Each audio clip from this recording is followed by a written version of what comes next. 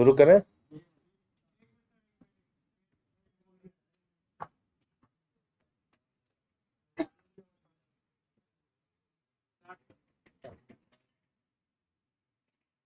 सभी पत्रकार बंधुओं को नमस्कार।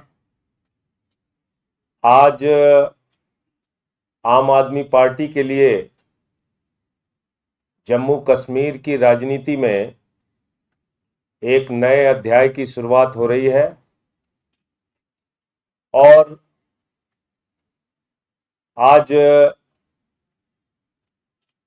जम्मू कश्मीर की राजनीति से जुड़े हुए तमाम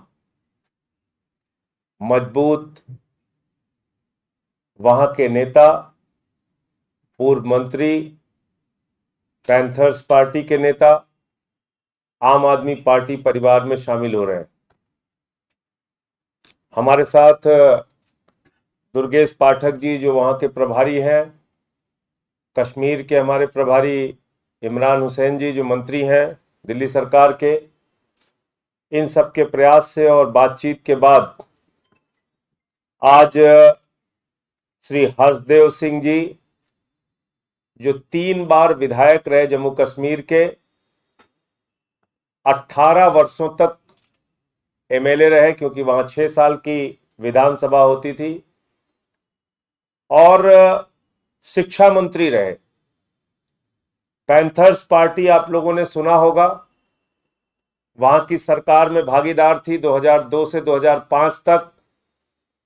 3 वर्षों के अपने कार्यकाल में आजादी के बाद से लेकर 2002 तक जितने स्कूल नहीं बने जम्मू एंड कश्मीर में, उससे ज्यादा स्कूल इन्होंने 3 वर्षों के कार्यकाल में बनाए। 22 डिग्री कॉलेज बनाया, 11,000 स्कूल बनाए और हार्वर्ड जैसी संस्था ने इनको वहां के सर्वोच्च सम्मान से सम्मानित किया। एक ऐसे शिक्षा मंत्री, एक ऐसे लेजिस्लेटर, एक ऐसे विधायक, एक ऐसे मंत्री जिनको वेस्ट विधायक, एक सबसे सर्वोच्च विधायक, सर्वश्रेष्ठ विधायक के रूप में भी सम्मानित किया गया। तो आज ऐसे व्यक्ति हर्षदेव सिंह जी जो पैंथर्स पार्टी के अध्यक्ष भी हैं, वो आज आम आदमी पार्टी में शामिल हो रहे हैं। मैं उनका हृदय की गहराइयों से स्वागत और अभिनंदन करता हूं। और इनके साथ साथ राजेश जी जो प्रोविंशियल प्रेसिडेंट हैं पैंथर्स पार्टी के, गगन प्रताप सिंह जी जो वहां के प्रदेश के सचिव हैं पैंथर्स पार्टी के, पुरुषोत्तम जी जो राज्य के सचिव हैं पैंथर्स पार्टी के, और सुदेश डोगरा जी जो दिल्ली की पैंथर्स पार्टी की हेड हैं। ये तमाम लोग आज आम आदमी पार्टी परिवार में शामिल हो रहे हैं। अरविंद केजरीवाल जी की नीतियों से प्रभावित होकर, अरविंद केजरीवाल जी के दिल्ली मॉडल शिक्षा, स्वास्थ्य, बिजली, पानी पे जो उन्होंने अनुकरणीय काम करके दिखाया है, इन मुद्दों से प्रभावित होकर आज ये सारे लोग आम आदमी पार्टी परिवार में शामिल हो रहे हैं। मैं फिर से एक बार इस परिवार में इनका हृदय की गहराइयों से स्वागत और अभिनंदन करता हूं। आगे आपको और कुछ बातें दुर्गेश जी बताएंगे। ठीक, आप इधर आ जाइए, पहले बुलवा लें फिर पहले शामिल कर लें।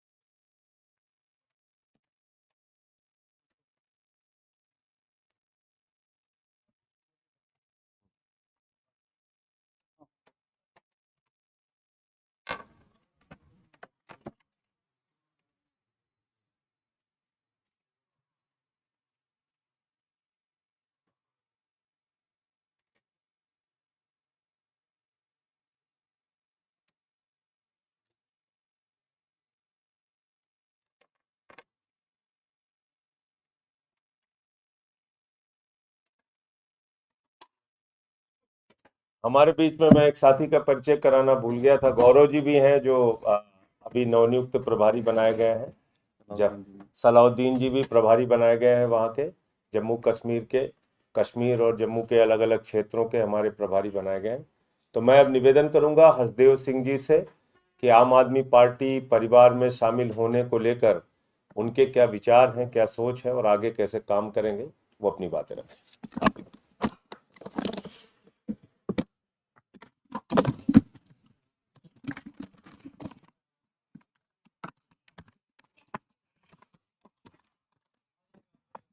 सबसे पहले तो मैं संजय सिंह जी का धन्यवाद अदा करता हूँ, जिन्होंने हमें मौका दिया आम आदमी पार्टी में शामिल होने का और साथ मिलकर काम करने का।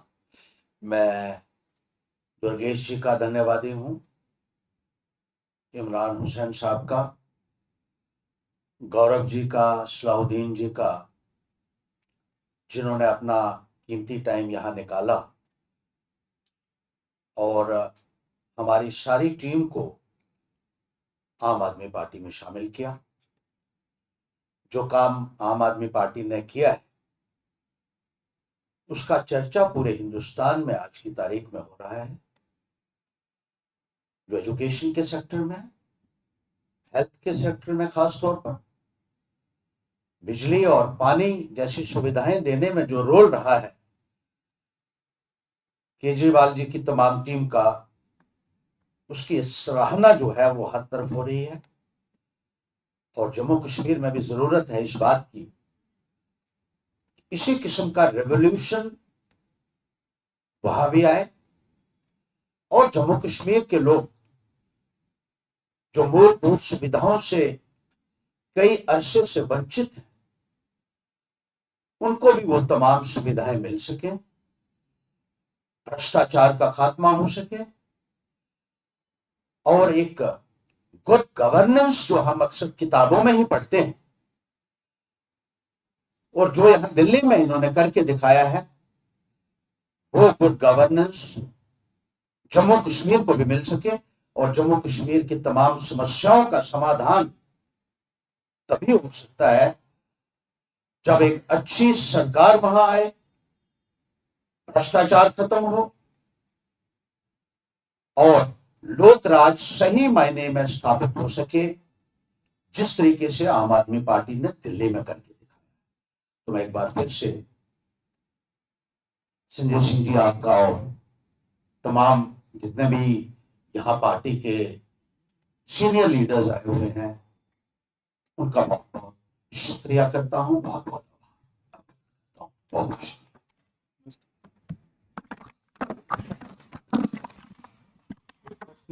आप लोगों के कोई प्रश्न? चेयरमैन रहे पैंथर पार्टी के स्टेट हमारी पार्टी के कॉन्स्टिट्यूशन में चेयरमैन हेड होता है पार्टी। कोई प्रश्न? प्रदेश अध्यक्ष वहां हम लोग क्या इधर कहते हैं, वो चेयरमैन। आप लोगों के कोई सवाल हो?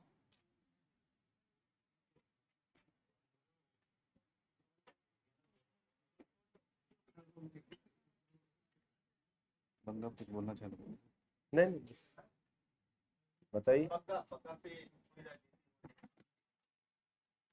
और भाजपा के तमाम नेता मिलने जा रहे हैं, गोवा के ये मिलने जा रहे हैं। देखिए, कल पूरे भारतवर्ष में भारतीय जनता पार्टी ने फिर से एक बार अपना चेहरा बेनकाब किया और साबित किया कि भारतीय जनता पार्टी गुंडे, लफंगों और दंगाइयों की पार्टी है। कल पूरी बीजेपी ने साबित कर दिया, उनकी टॉप लीडरशिप ने साबित कर दिया कि वो गुंडों के साथ पूरी मजबूती से खड़े हैं। बग्गा जो एक सीरियल ऑफेंडर है, सुप्रीम कोर्ट के परिसर में घुसकर चैम्बर में प्रशांत भूषण जी को उन्होंने 2011 में उसने पीटा मारा। जिस व्यक्ति ने बंगाल में हिंसा फैलाने में जिसके विरुद्ध मुकदमा है, दिल्ली में नफरत फैलाने को लेकर मुकदमा है, पंजाब में मुकदमा है, यानी बंगाल से लेकर पंजाब तक जो आदमी नफरत और हिंसा फैला रहा है, ऐसे व्यक्ति के पक्ष में पूरी की पूरी भारतीय जनता पार्टी खड़ी हो गई। तो बीजेपी ने फिर से अपने आप को पूरे देश के सामने साबित किया कि वो गुंडे, लफंगों और दंगाइयों की पार्टी है और गुंडों को बचाने के लिए वो किसी भी हद तक जा सकते हैं।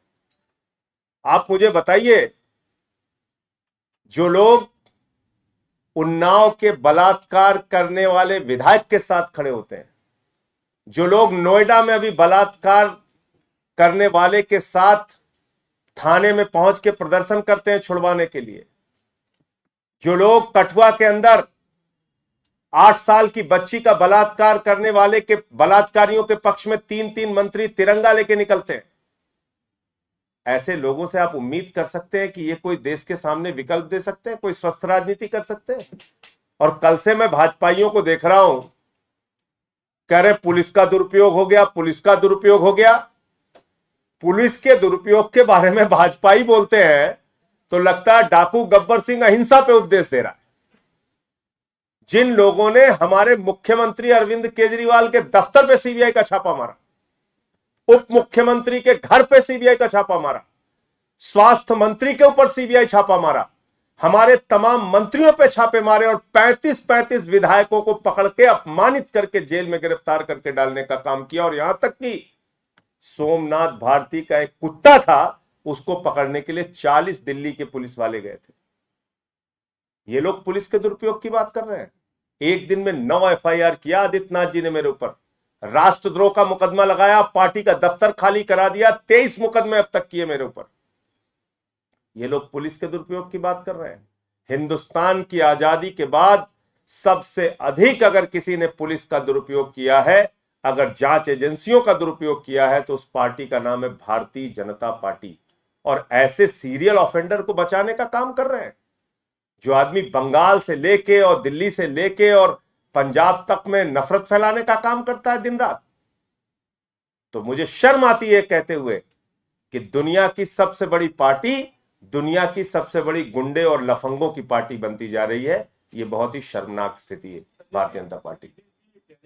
पूरा जो प्लान था वो पूरा प्री प्लान था, और जिस तरीके से कल उन्होंने प्रोटेस्ट किया आपके मुख्यालय के बाद, आज वो 3:30 बजे केजरीवाल की सीएम आवास पे भी करने वाले हैं। प्री प्लान कैसे था मुझे बताइए?